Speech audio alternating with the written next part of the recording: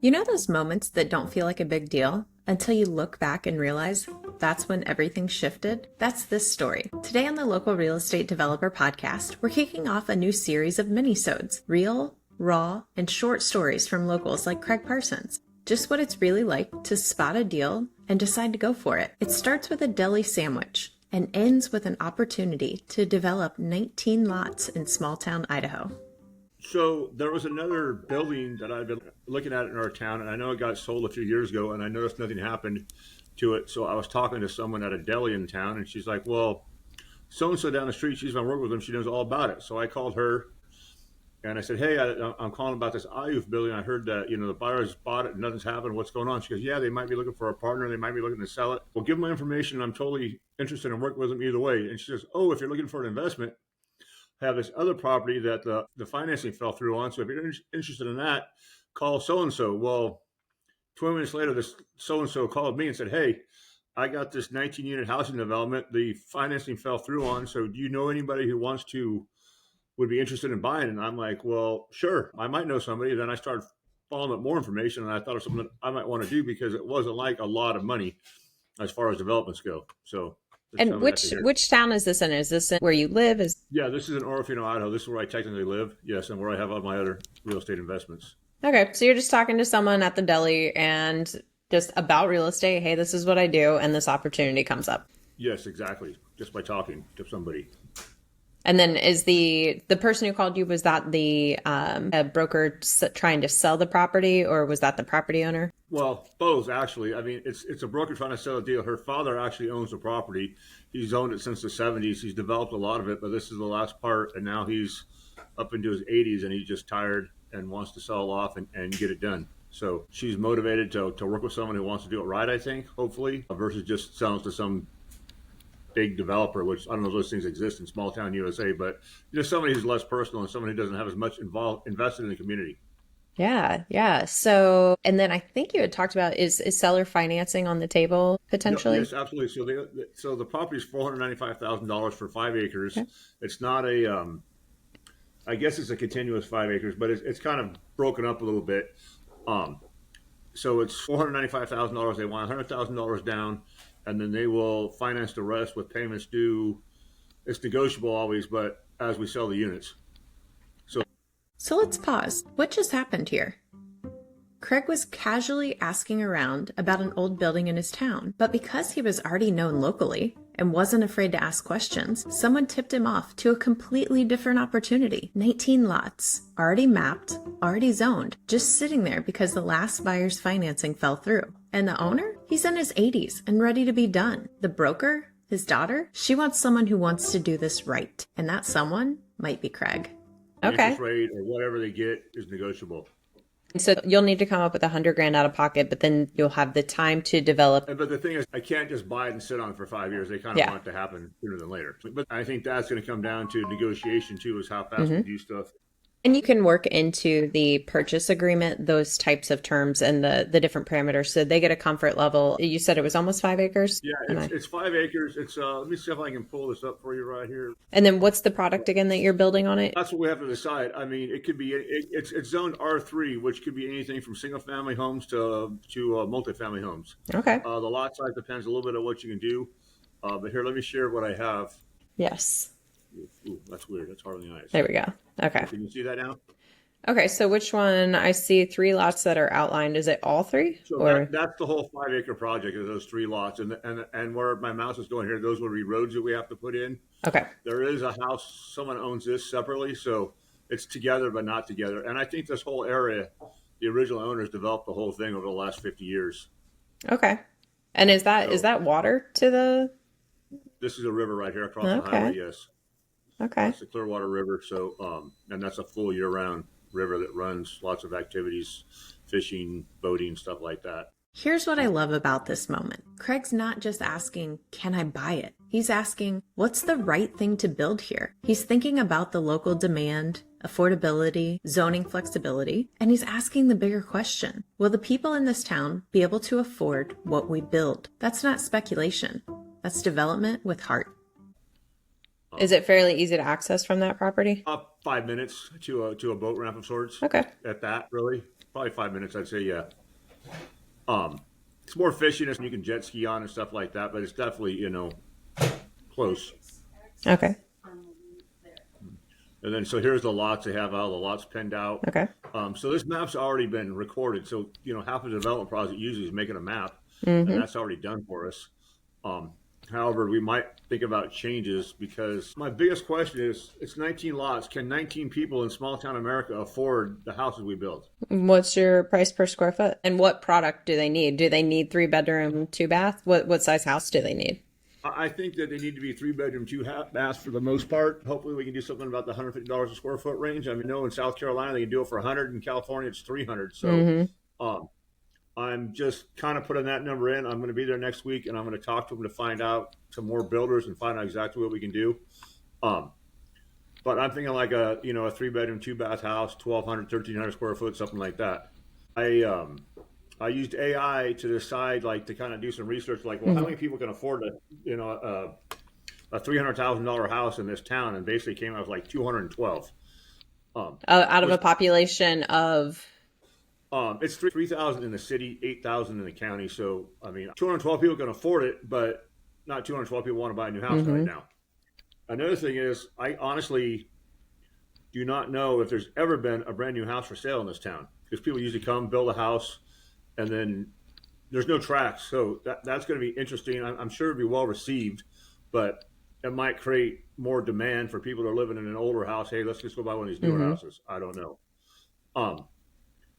So I also thought, well, can we build duplexes on these lots, which would cut our sales price down by some, but then most people don't want to buy a duplex as an investment because they don't understand it necessarily. Then they have to be some sort of condo split to where we can sell each side separately. But then that's going to get into create an HOA, use the whole thing in duplexes and make one HOA for the whole area. I mean, there's all these things that I've been thinking of how to make this work. Now we get to the good stuff. What to build. 3-bed, 2-bath homes with around 1,200 square feet, maybe duplexes, maybe build to rent. Craig's not just following a formula. He's checking demand, running the numbers, and figuring out if the locals can afford it. And just like any smart developer, he knows the price per square foot doesn't tell the whole story. He's factoring in the emotional side too. What people want, not just what pencils.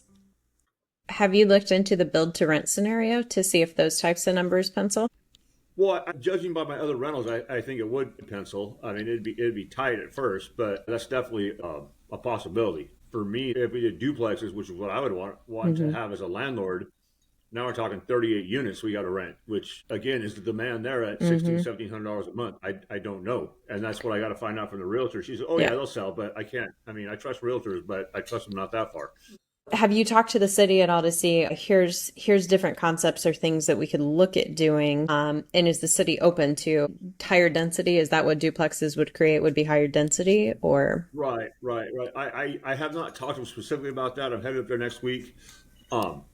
Basically, the lady at the building department says if it's in the scope of the parameters of what's allowed in that area, we're not going to give you any problems. And it specifically says that you can put a duplex on these lots in the building code of the city. So that's not a problem. How we split them, how we sell them, if we sold some or kept them all, that's a different story. I did talk to somebody from the economic development part of the county, and she said that there's a few industries there that are looking for workforce housing for higher skilled labor or scientists or managerial type stuff that they don't have. They need more housing for some of these businesses to grow. Is there potential for corporate leasing? Possibly. I'd have to talk to the businesses to find out. I mean, there's a jet boat manufacturing company. I don't know if they have a lot of out of towners. There is a place called Night Force Optics that builds rifle scopes for the U.S. military and stuff like that. And they're actually an international company. And I do know they just bought an old Forest Service office building, like maybe 15, 20,000 square foot. They're going to be moving into and using it. So they are definitely trying to expand. And I know that's a problem in smaller communities where you're trying to get talent to come in. And when they realize they can't afford to buy a house or any available, or there's nowhere to rent, that is not very outdated and old. So you're potentially talking to different businesses that are in the area to just see, are you guys actively hiring? What challenges do you have around housing and kind of getting the pulse of that? Are there a lot of rentals? I'm assuming you don't have massive apartment complexes, but are there quads or bigger rentals that you could talk to different property management companies to see? Craig's asking all the right questions. Would duplexes make this more affordable? Would locals even want to buy one? Could he rent them instead? Could businesses lease units for incoming talent? And what I love, he's already checked the zoning. The city's open. The code allows duplexes. This is the groundwork. This is the stuff most people skip, and that's why most people don't become developers. Well, I have a 5 unit myself, and then I know some people that have a 4 unit. There's a few. There is one other small low income housing development that's government assisted there. That's a little bigger. I really don't know that much about it. Allegedly, someone in town's building 46 apartments in one big swoop. But this has been an ongoing project, and I keep hearing it's going to start and it hasn't started. So I don't know what their issue is. As far as my rentals, they fill up really fast. I mean, like the one bedrooms are. I mean, I get like 3 days to turn them over before someone wants to move in. Our small town that I grew up in Ohio that sounds very similar to your town in the size. There's a Facebook page for the community, and I wonder if you could almost do an informal poll and ask questions in a way that you could get some people to say what's needed without specifically talking about the development, but just see from a rental perspective what's lacking in our community. If you had the chance to buy a starter home or a townhome, would you want to? Maybe there's a way to put some questions out there to get some feedback, and you might even get people brainstorming that you can then look at and go, okay, that was helpful. And they might point you to different people who could maybe help in the community too. Right, that's a good idea. I always worry about putting things on Facebook because the trolls come out in a hurry. You definitely have to be strategic. I'm always wondering if I can get a friend or somebody to make a post that's not related to me. I call myself a local because I've been going there my whole life, but I'm really not a local. Someone who's a local who's not going to get, oh, you out of towners, get the hell out of here. So I'm thinking that might be the right approach. Like, you want to be informative without people hating on locals. And it doesn't matter whether it's in South Lake Tahoe in Ohio and Fort Myers Beach, Florida. The minute an outsider says something, the small towns all go, ah. Where if it's from inside, let's talk about what would we love if. Yeah, I think there's somebody I know that with us on that. So that's a super good idea. Let's talk strategy. Craig is considering a phased approach. Split the development into 3 distinct sections, one for rentals, one for sale homes, one for starter townhomes. That's not just smart. That's risk mitigation with flexibility built in. And the cherry on top? He's thinking about how to get community input without spooking the small town crowd. Because if you've ever tried to develop in a town of 8,000 people, you know the minute someone thinks it's being done to them is the minute you've already lost the narrative. Just to mitigate risk, and you have technically 3 separate lots. So if you did 3 separate products, maybe one is duplexes that are rented, maybe one's townhomes that are sold, and one is single family homes. Maybe you could do a mixture of products that you could put out there between the 3 lots. Some people are only going to rent. Some people don't necessarily want the full home ownership, and a townhome is great. And then some people want that full house. Right. The way it's segregated in those 3 sections, there's definitely opportunities. Maybe you build some 2 bedrooms, but you make them so they could be easily expanded, like you think forward, so that if someone wanted to buy a 2 bedroom and then the house could grow with them a little bit too, just to keep the cost down. I don't know. I've been kicking around every option possible, and also in this town right now, ADUs aren't a big deal, but some year in the future they will be. Mm-hmm. So I don't care where you are in the United States. Sooner or later, housing is going to be a shortage everywhere. Mm-hmm. So I'm like, do you put the house to the side of the lot so there's room for an ADU later on, just to think ahead a little bit? And even the stuff that I keep, that even my kids might inherit, they'd have the opportunity to later. And the same thing with the sewer and just upgrading a little bit. For the future capacity, if this was a 4-bedroom, 3-bath, whether it's an ADU or a larger townhome. Yeah, definitely upsizing. A lot of times on our developments, we will make sure we put in extra conduits, extra everything and upsize, because it's way easier than digging it up later. And I like the idea of how you said, build the smaller, cheaper product first. So maybe it is 2 bedrooms, 1 bath, whatever that is, with the ability to expand and say, here's phase 1 of the house. This is your starter home. When you're ready, instead of needing to sell and move into something else, now you just use your equity that you've created. You build the other half of the house. I'm just worried. I got to talk to the current owner and find out, well, how long are you expecting this to take to happen? I mean, I think over 5 years, we could easily sell 19 houses. Over a year, I think it's going to be hard. Then I got to put $400,000 or $500,000 in infrastructure. So I'm going to buy the property for $100,000 down, and now I got to come in with $500,000 to do all the infrastructure. Which I've talked to some banks. They said they could do it. Again, I won't really trust them until I see them 100%. I talked to some people about private lending. Again, it's all talk,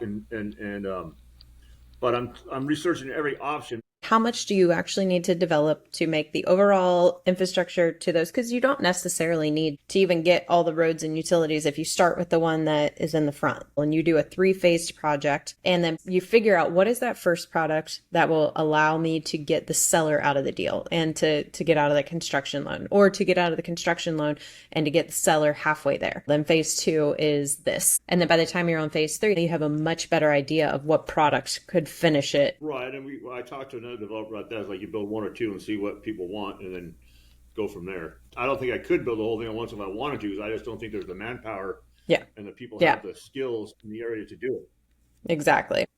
So, and I'm sure the original owner knows that, it's not going to happen overnight. Yep. I think he's our easiest person to not to string along, but to stretch that out as far as possible. Getting the infrastructure paid for, because that money is going to cost us the most money. What do you see as your next immediate 3 to 5 things? That's a small enough town, so it's figuring out the pieces before you officially tie up the land. Right, exactly. I got to make sure it's a deal before I officially tie up the land, because this is a small town, so again, you don't want to go and say I'm going to do X, Y, and Z, and then nothing, and then you're really blackballed. Yep. And I've told her straight up too, and then she's like, well, when you come and meet me, we'll talk. So she really wants to see me in person, which I think is because she wants to know that I'm real too, and not just some corporation who's good. Because someone else has had this property locked up for 3 years and has done nothing. And that's where you as the local have the opportunity, because you can meet in person. She can be like, oh, you're a real human, and you tell her your track record of things that you've done and what you want to do, but also be very clear, like, these are the hurdles. These are the things that we have to figure out if we're going to do something with it. And that trust that you build, even in our bigger projects, we were working in smaller towns in California to put a Family Dollar in. And I would go with our real estate managers and we would meet with the sellers, and I would let them know, hey, we talked to the city. These are the steps that we're going to take. And I would literally outline it and explain it to where anyone could understand. This is why we can't close in 6 months, but I will keep you informed along the way to show you that we are making progress. We will be investing several $100,000 before we ever buy your property. So just know we have skin in the game. And if you ever have a question, you can call me. So that trust, like that meeting with them, that's going to go a long way. So what can we learn from Craig's story?